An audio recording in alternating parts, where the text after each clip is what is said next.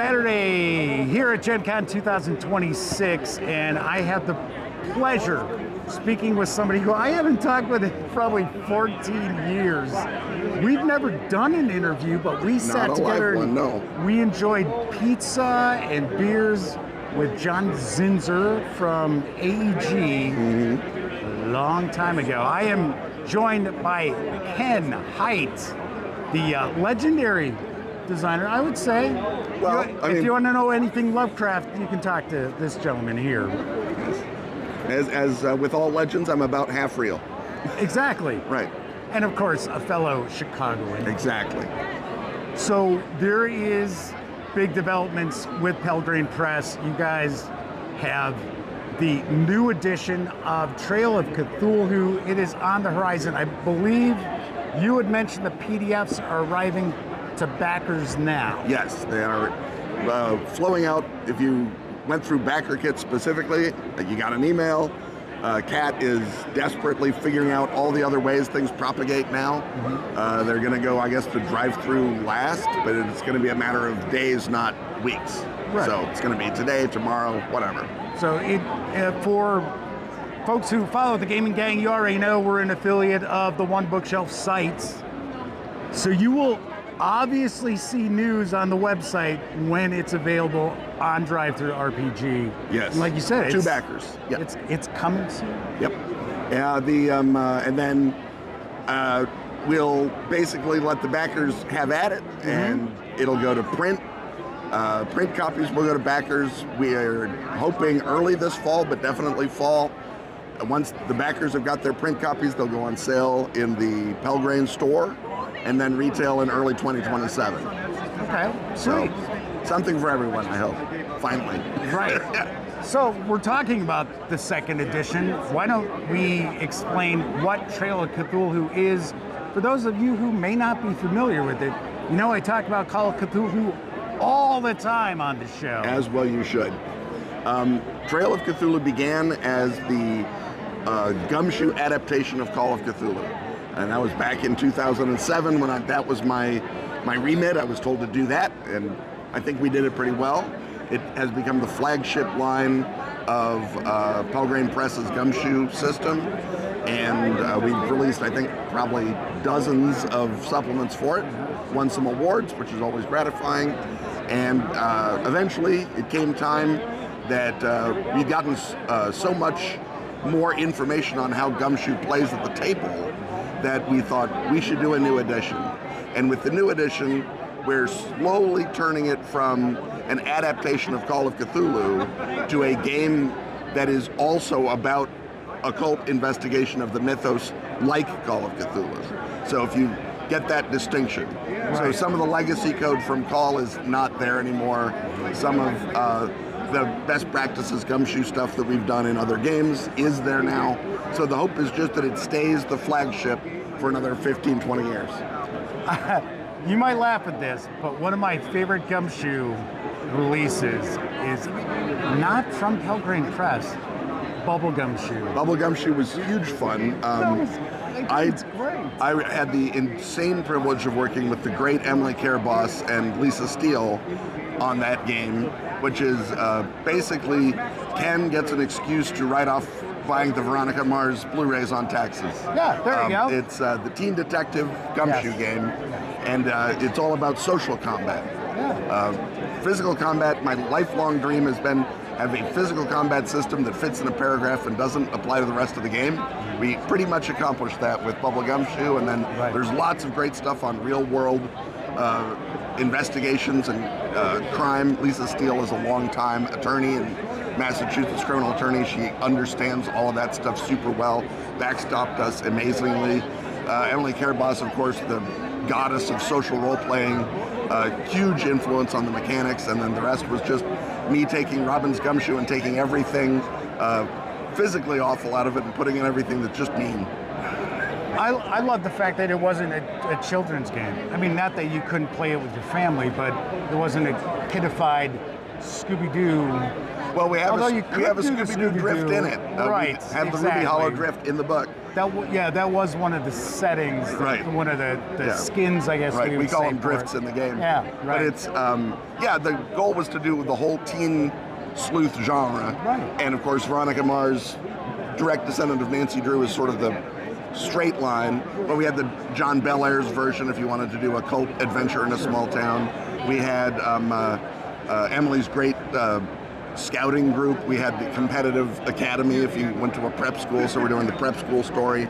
There's a lot of great stuff in Bubblegum Shoe. Not to talk about other games. I was going to say, let's shift back to Trail of Cthulhu. Let's do that. One of the Kat selling is shaking points. your fist at this video right now. Hey, how about talking about our company, maybe? What the hell, man? So one of the selling points I've always told people about Trail of Cthulhu, and maybe I'm off base by saying it, but they'll ask me, well, why would I play Trail of Cthulhu instead of Call of Cthulhu? And I'll tell them, well, to me, if you're an investigator, you're a trained detective, police officer, whatever, you're going to find the clues. You're going to find the evidence. Yes. You're not going to sit there and go, oh, well, my library use blew that. Okay, can't get that clue because I didn't make my rolls and I pushed my. It's just you're a trained person, or it's just you're good at whatever. Right. Yes. I mean, you have those skills. I like to say, Call of Cthulhu is the greatest role-playing game ever designed. The Shelby Cobra is the greatest car ever designed. Okay. If you're going off-road, maybe you want a Jeep instead. Sure. Trail is optimized for investigative play in a way that Call, because it's a more general and universal system, is not. Similarly, other systems are optimized for other things. We have taken that insight that Robin heard lots of people complain about, and Robin wrote the Gumshoe system to literally skip that whole discussion.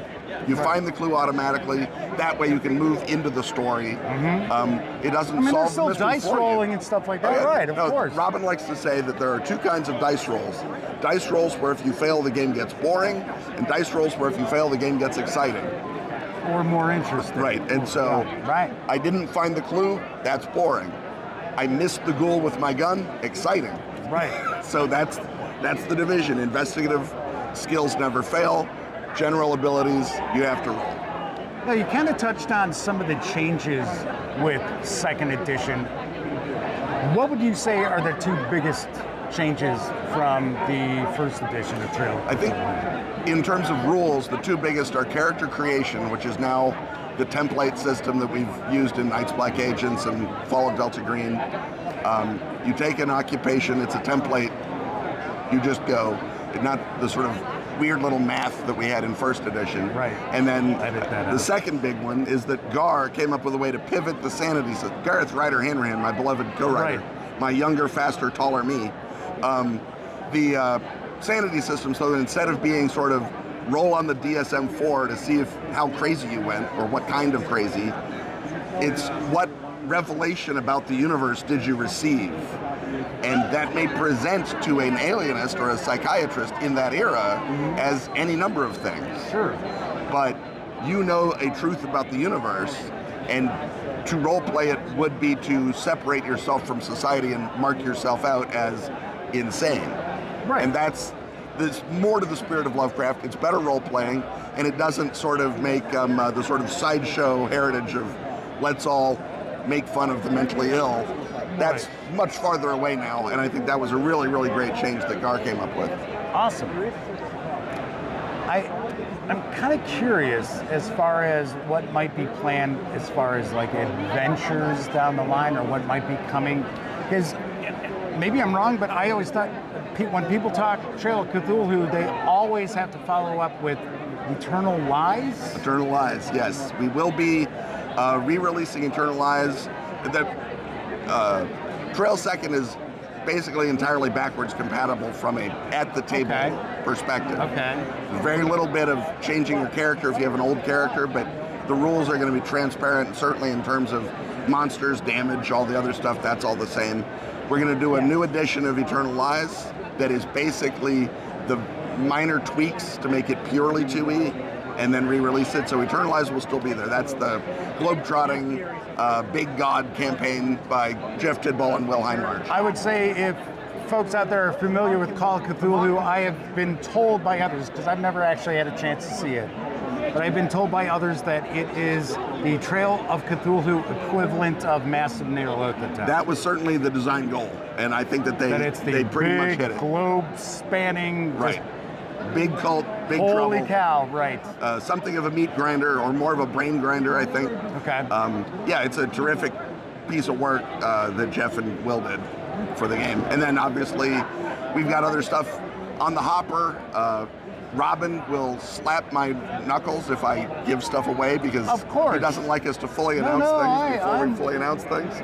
Come on, Ken, I've been doing this a long time. I know that you can't tell me everything. But just for you, I will say that Gar and I are eager to start looking up town directories for Providence, Rhode Island, and I'll leave it at that. Very nice. Very nice. Yeah, speaking of, Gareth, Fall of Delta Green. Yes. Excellent. What was the campaign he just... The Borellis Connection. That's it.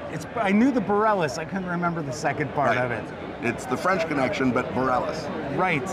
I reviewed both of those. Just excellent. Yes, excellent books. They were a great fun to him work. A couple of years ago. Yeah. Gar is the most amazing collaborator you could ever ask for. On Dracula Dossier, it became very rapidly apparent to me that I could give Gar an idea, and he would then treat that idea like I would, only better. And that's the collaborator you want. You don't want someone who comes with a good idea that doesn't fit the project. Right. You don't want a guy who comes up with terrible ideas. Gar will come up with a great idea, or a great implementation of my perfectly okay idea that nails it. And did it time and time and time again. I remember very early on, he's in big demand. He said, let's do an alternate vampire build for all the volcanism that kept being mentioned in Dracula. So he comes up with the telluric vampires, and then on his own, in channeling me, I like to pretend, he found every moon rock in Romania, because moon rocks are what they're vulnerable to. Right. And he says, there you go. I found all the moon rocks in Romania. It's like, I can teach you nothing. The student has become the master. Absolutely. And now I just Padawan along after him. Ken, any final thoughts you'd like to share with the audience? Please check out Trail of Cthulhu. We've kept the multi-variant nature of the gods and titans that I think everyone really liked. There are more monsters in the core book. There's even more monsters coming for outside entities, which is monsters we couldn't fit in the core book. And there's 2 new campaign frames, one by Gar, set in Oklahoma, small town in the 1930s, so think Stranger Things plus the Mound plus the mythos. Okay. And then a campaign frame I have tried to get into print for literal decades, Shadows Under Chicago. What if Al Capone is initiated into the worship of Yog-Sothoth? There you go. Nice. Hint, doesn't go well for Chicago. I wouldn't think. That's why we moved to the suburbs. We saw it coming a long time ago. Long time ago, man. Ken, thank you so much for taking some time out. It is super Jeff, busy here. I know, luckily, no one walked past. No, we're good shape. We won. Enjoy the con. A Gen Con victory. Thanks, man. You too.